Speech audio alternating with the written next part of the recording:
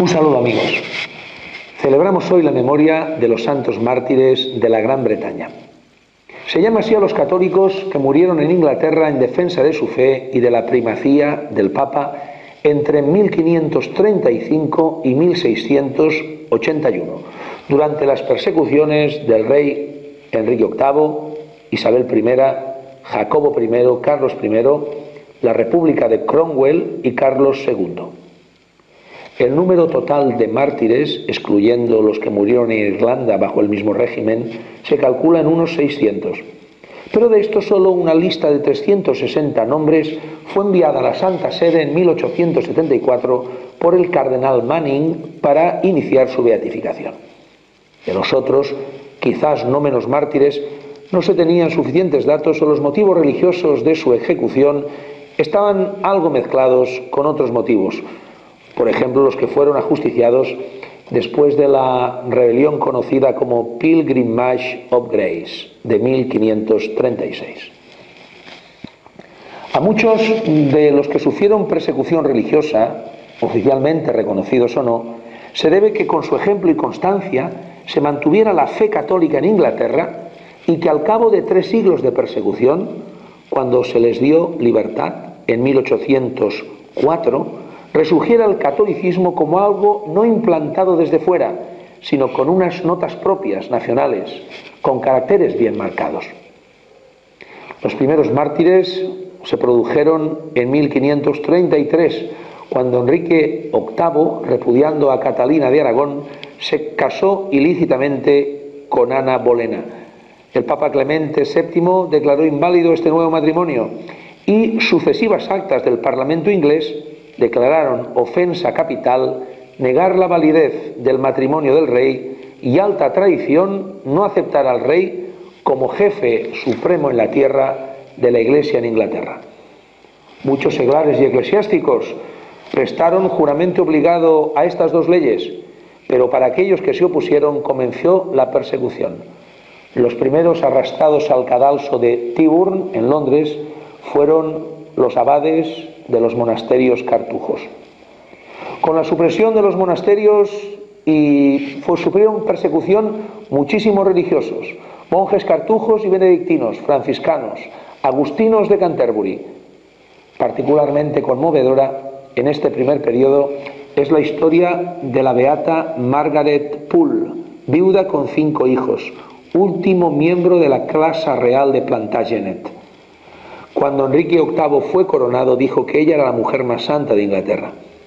Pero más tarde, porque su hijo, el cardenal Poole, había escrito desde Roma en defensa de la unidad de la Iglesia, fue condenada a muerte y decapitada. En el reinado de Isabel I, una nueva acta de supremacía declaró alta traición aceptar la autoridad del Papa y puso un juramento reconociendo a la reina autoridad espiritual, eclesiástica y temporal. La nueva acta de uniformidad prohibió la Santa Misa y obligó a asistir a la Iglesia protestante.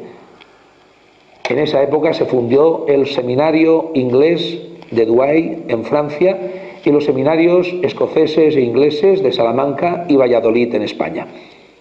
En 1585, una acta contra los jesuitas y sacerdotes del seminario o otras personas desobedientes consideraban alta traición que un sacerdote residiera en los dominios del reino y una felonía el prestarle ayuda. Por esta ley se condenaría a partir de entonces a los mártires de Inglaterra. La dinastía Estuardo y la persecución puritana, el complot de la pólvora de 1605, al principio del reinado de Jacobo I, provocó todavía leyes más represivas. Los mártires canonizados en este periodo son Nicholas Owen, el padre jesuita Garnet, el benedictino John Roberts y el sacerdote John Almond. En el reinado de Carlos II, un supuesto complot tramado por un tal Titus Oates en Londres provocó una feroz persecución en 1678 que duró casi 10 años.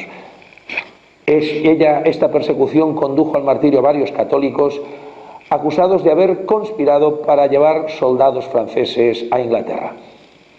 El último ajusticiado fue Oliver Plunkett, que sufrió condena a muerte por su fe en 1681. Aunque las autoridades inglesas quisieron dar a estas condenas un carácter político, estos mártires y beatos defendieron con su muerte una verdad de fe, el primado universal del romano pontífice. Los mártires ingleses fueron definidos como mártires de la Iglesia, de la romanidad, de la primacía papal de esta Iglesia. El duelo lo fue entre los derechos del César y los derechos de Dios. Y estos mártires murieron proclamando los derechos del César, pero fueron noblemente intransigentes cuando esos derechos del César quisieron anteponerse a los derechos de Dios, que se identifican con los derechos y la libertad de la Santa Iglesia, con los derechos y la libertad del Vicario de Cristo. Como dijo Pablo VI, son mártires por defender la estructura jerárquica y unitaria de la Iglesia, del todo respetuosa con la potestad del foro civil, pero libre en el foro espiritual. Son mártires de la libertad y de la unidad de la Iglesia. Que cada uno de nosotros sea testigo de esa libertad y de esa unidad. Que el Señor os bendiga.